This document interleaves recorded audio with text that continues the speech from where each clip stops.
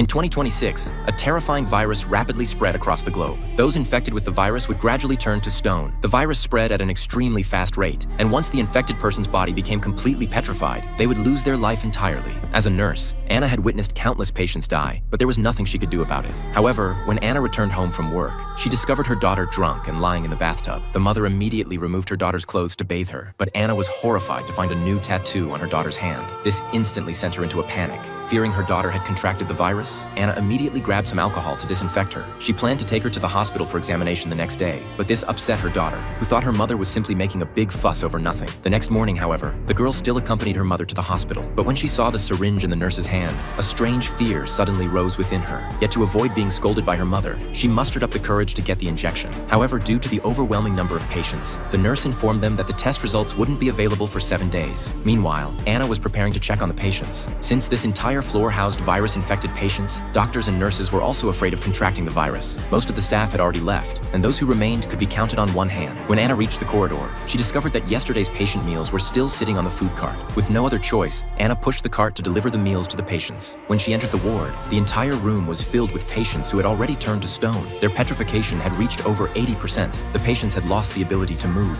What came from their mouths was no longer air, but powder. They could only sustain their lives through machines. Fortunately, this virus didn't spread through the air. Just as Anna was delivering food to the last patient, she discovered that the person had completely petrified and lost their life entirely. Anna felt deeply disheartened, but there was nothing she could do to treat them. She unplugged the equipment from the patient's body and covered them with a white sheet. At the same time, the girl had finished her examination and returned to school, but she felt an unbearable itching all over her body. Just as the girl kept scratching her arm, the teacher suddenly called on her to answer a question, but the girl hadn't noticed that the wound on her arm had split open. Blood dripped down her arm onto the desk. The classmates were terrified when they saw this. The teacher quickly told the girl to go to the infirmary to treat her wound. The classmates urged her to leave immediately, as if the girl had become a demon. Seeing this, her boyfriend immediately chased after her, but instead of going to the infirmary, the two hid in the bathroom and began kissing in secret. Little did they know, this act would lead to lifelong regret.